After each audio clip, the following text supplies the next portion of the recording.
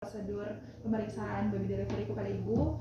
Sebelumnya di sini saya akan melakukan pemeriksaan terlebih dahulu untuk kondisi janin ibu. Jadi saya akan melakukan pemeriksaan di manual. Namun sebelumnya saya akan melakukan pemeriksaan level 1 terlebih dahulu.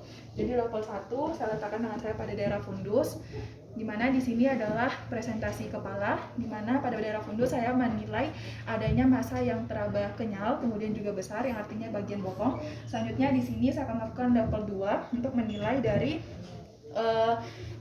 dari letak dari sisi kanan maupun kiri dari janin ibu. Jadi di sini saya menilai untuk janinnya pada sisi kiri ini teraba adanya bagian massa yang tahanannya panjang, artinya bagian punggung. Selanjutnya di sini level 3, di sini saya akan melakukan level 3 dengan tangan saya pada daerah fundus dan satu tangan saya pada di atas simpisis, di mana saya menilai jadi sudah tidak teraba goyang, yang artinya kepala sudah mulai memasuki daerah kepala. Kemudian untuk level 4 sendiri saya akan melakukan pemeriksaan dengan kedua tangan saya berada di atas simpisis. Jadi kedua tangan saya tidak saling menyentuh, yang artinya divergen. Nah, selanjutnya untuk pemeriksaan di manual, permisi ibu, saya masukkan kedua tangan saya pada daerah vagina ibu. Jadi saya masukkan.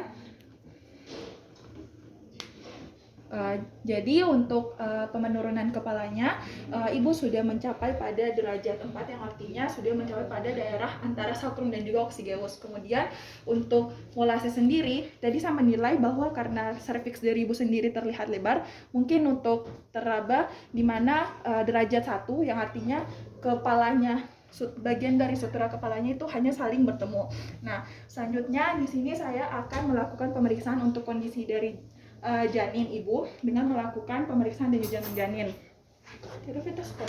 Intinya fetoskop baru ditaruh di sisi kirinya karena kan punggungnya di sini. Jadi kita dengar selama 1 menit. Jadi untuk denyut jantungnya normal sebanyak 120 kali per menit. Nah, kemudian memeriksa kondisi janin lahir.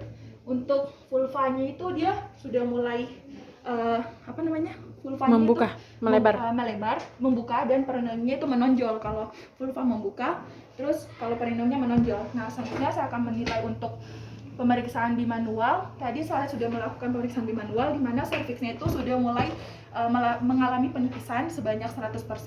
Kemudian untuk dilatasinya sendiri sudah mencapai 9 cm. Dan kemudian untuk selaput ketubannya juga sudah pecah. Lalu di sini saya akan menilai untuk warna air ketubannya, di sini adalah warnanya transparan.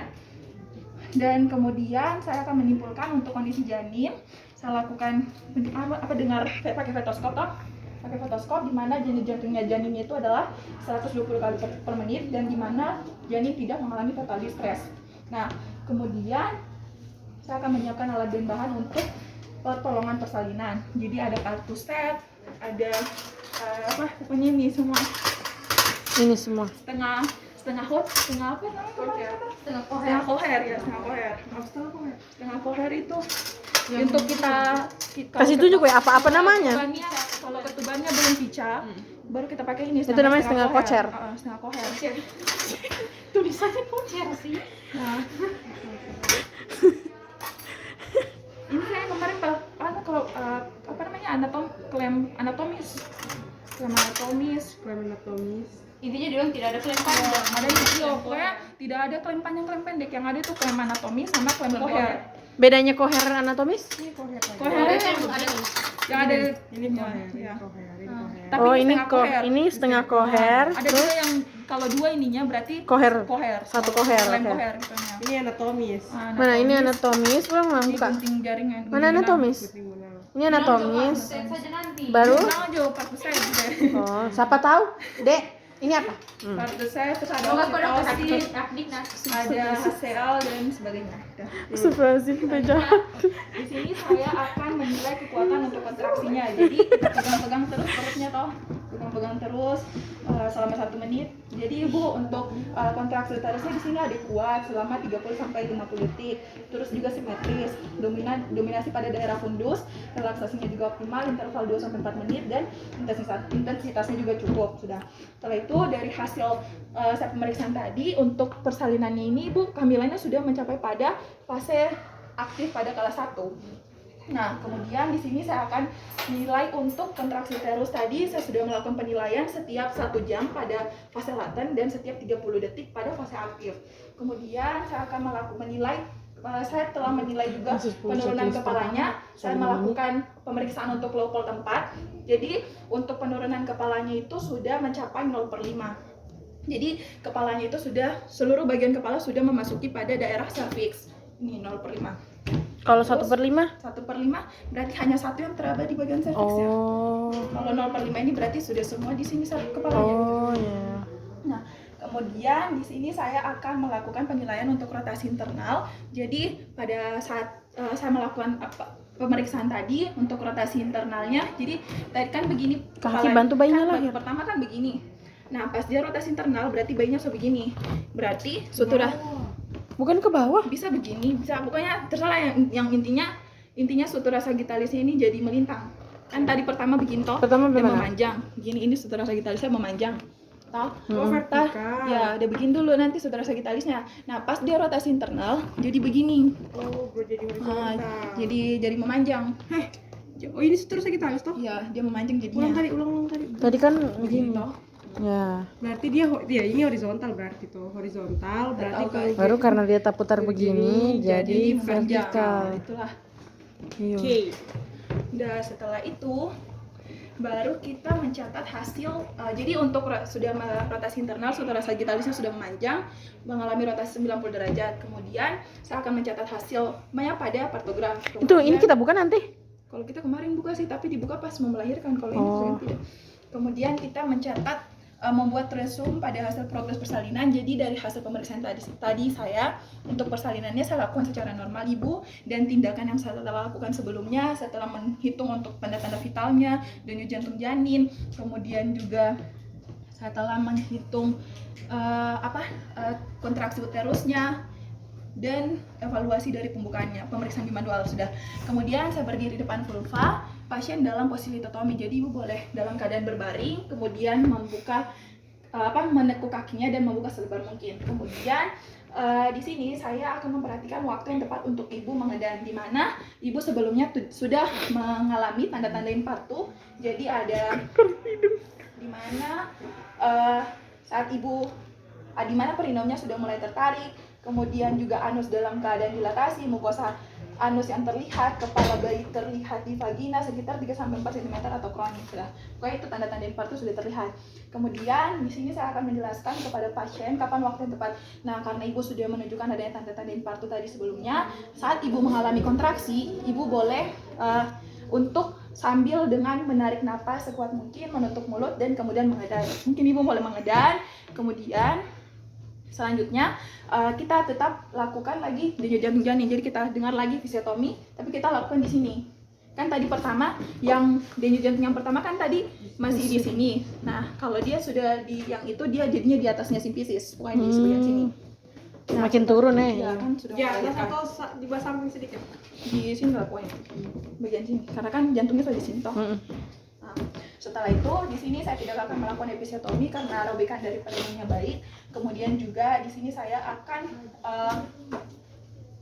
membiarkan bayi untuk melakukan rotasi eksternal. Jadi bayinya kembali lagi toh. Mana sih?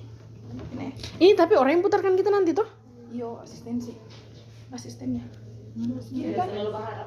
Begini kan tadi begini, jadi begini lagi atau boleh begini lagi.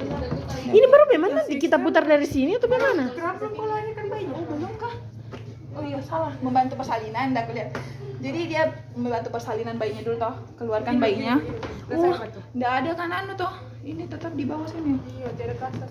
Nggak ada di di checklist. Jadi ini di bawah. Dokter Ini buka kemarin Mbak bilang, iya buka Jo. Kayaknya dibuka juga nanti kayaknya. Jadi dia dilipat sepertiga begini. Baru Dilipat begini. Let me. Oke, Ini lah kayak begini. Buat cara lipatnya, Kan begini, tinggal harus begini sudah. Oh, sudah. Baru itu kau letakkan di pokoknya.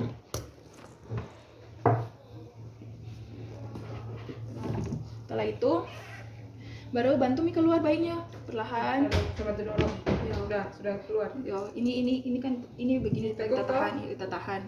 Baru si terus pubis. ambil keluar, sudah, baru dia rotasi eksternal nih, rotasi eksternalnya jadi begini. Jadi rotasi eksternal 90 derajat di mana sutera sagittalis kembali untuk memanjang. Udah, gitu. Kok tidak bersihkan mulutnya? Bersihkan, Jo. melintang itu virus. Ini apa sih? Ini man. Ini sutera sagittalis tuh horizontal. Sudah tahu horizontal melintang itu horizontal. Memanjang begini. Memanjang begini toh. Kalau bukan yang melintang begini. Horizontal vertikal sudah. Udah, itu telah.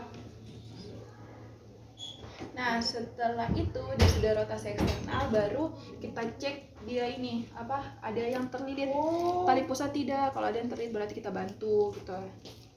Setelah itu baru kita bantu nih tambah keluar lagi. Jadi kita dorong ini, oh ini tangannya kita dua-dua begini toh. Ini ada yang tahan di bawah, ada yang juga di atas. Jadi kita bantu keluarkan. Aku begini banyak. Ini ada bantu keluar. Gitu. Jadi tangannya sampai siku sudah. Jadi itu bantu lagi sampai di atas. Ini bawah-bawahnya jasa keluar. Terus dibantu nih keluar semua. Itu. Nah, sudah baru itu atas, baru ditaruh nih di atas perut. Tapi asisten harusnya nih sudah taruh memang di sini kain. Sudah taruh memang kain. Baru itu supaya dia tidak hipotermi. Dilipat memang ini hipotermi gitu. Ih, belum dipotong. Oh iya, gini ya. Setelah itu baru kita letakkan di atas ini, baru kita menjepit.